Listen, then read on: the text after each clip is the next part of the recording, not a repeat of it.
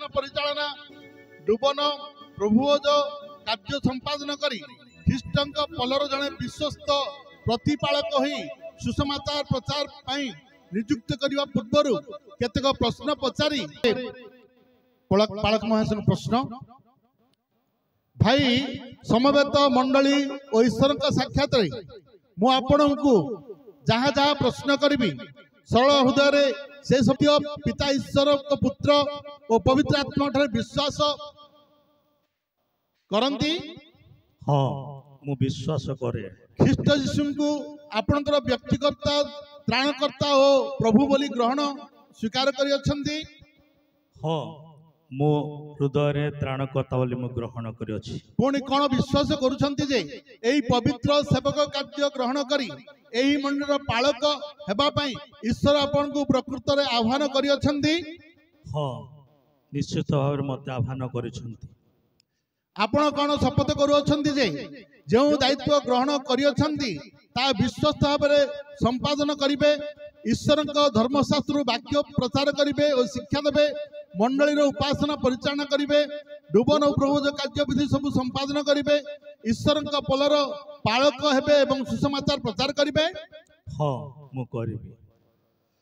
आपण कोन प्रतिज्ञा करंती जे विश्वस्त भाव रे प्रार्थना शास्त्र पाठ एवं आलोचना रे लागि रहिबे एवं जो आह्वान पाई अछंती तार समुचित जीवन यापन करिवे।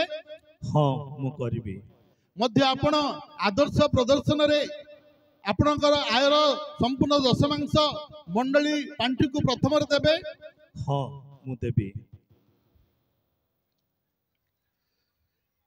जो शक्यता ईश्वर अनंत काल स्थायी रक्त हेतु प्रधान मेष शावक अर्थात आम प्रभु ख्रीष्ट को मृत्यु मान मध्य आनी अछंती तांको दृष्टि रे जहाँ संतोषजनक ता से आम्भ मान अंतर ख्रीष्ट यीशु द्वारा संपन्न करी ताहांकर इच्छा साधन करने को तुमको प्रत्येक सत्कर्म रे सिद्ध करंतु जुगे जुगे गौरव ताहांकर हेउ आमेन। ए समय एही मंदिर जड़े पालक स्वरूप स्वीकार ग्रहण करुछंती आपण माने कोन तांको सहित सहयोग करी कार्य करने को प्रस्तुत अछंती। तबे समस्ते वर्तमान जन माने आपण मान सम्मति प्रकाश कर समस्ते हाँ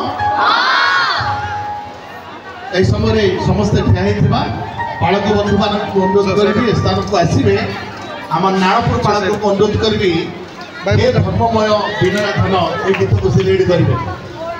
पालक बंधु मान समस्त लाइन पे ठिया हो पुणे आमर